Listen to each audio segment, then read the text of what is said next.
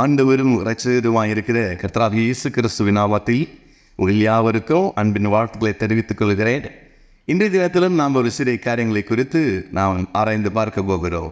இன்றைய காலகட்டங்களில் இந்த உலகமெங்கிலும் அதிகமாய் பேசப்படக்கூடிய ஒரு காரியம், ஒரு வார்த்தை என்னவாக இருக்கும் என்று சொன்னால், மனம் திரும்புங்கள் என்ற வார்த்தை. நீங்கள் நிச்சயமாக இந்த வார்த்தையை கேள்விப்பட்டிருக்க முடியும். மனம் திரும்புங்கள் என்கிற வார்த்தை. இந்த மனந்திரும்புங்கள் என்ற வார்த்தை ஏறத்தாழ 2000 ஆண்டுகளுக்கு முன்பாக மத்தேயு சுவிசேஷத்தில் எழுதப்பட்டிருக்கிறது. 3ஆம் அதிகாரம் 1-2 ஆகிய வசனங்களின்படி, அந்நாட்களில் யோவான் ஸ்நானன் வனாந்தரத்தில் வந்து மனந்திரும்புங்கள், பரலோக ராஜ்யம் சமீபித்திருக்கிறது என்று பிரசங்கம் பண்ணினான் என்று சொல்லப்பட்டிருக்கிறது.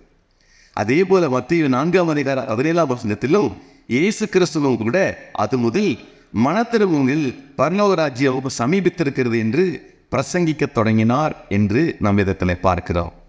இதனுடைய தொடர்ச்சியாக இயேசு கிறிஸ்துவின் சீசர்களும் கூட மார்க் 6ஆம் அதிகாரம் 11-12 ஆகிய வசனங்களில் கூட இப்படி சொல்லப்பட்டிருக்கிறது. இயேசு கிறிஸ்துவனுடைய சீசர்கள் மனந்திரும்புங்கள் என்று பிரசங்கிக்க தொடங்கினார்கள் என்று பார்க்கிறோம்.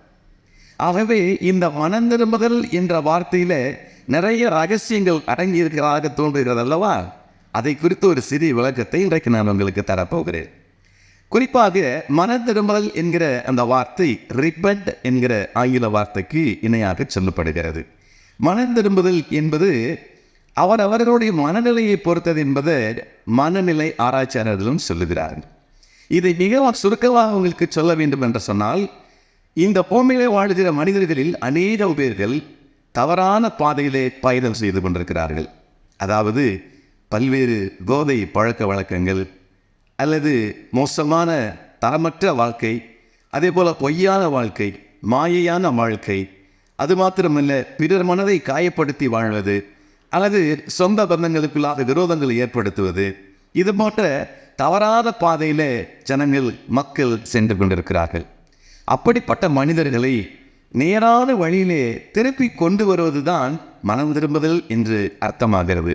அதாவது உங்களுக்கு சரியாக சொல்ல வேண்டுமானால், தவறான பாதையிலே பயணிக்கிற ஒருவரை, இது இந்த பாதை தவறு, நீ நடக்கிற பாதை தவறு, நீ சரியான பாதையிலே திரும்பி நடக்க வேண்டும் என்று சொல்லி நேர் எதிர் திசையிலே திருப்பி விடுகிறது தான் மனம் திரும்புதல் என்கிற வார்த்தைக்கு அர்த்தமாகும். ஆகவே இந்த வார்த்தைகளை குறித்து இனி வருகிற காலங்களிலே உங்களோடு கூட இந்த ரகசியங்களை விளக்கி காண்பிக்க போகிறேன்.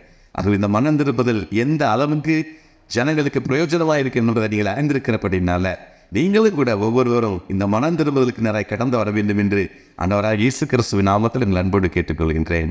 கர்த்தர் உங்களை ஆசீர்வதிப்பாராக. God bless you. Praise the Lord.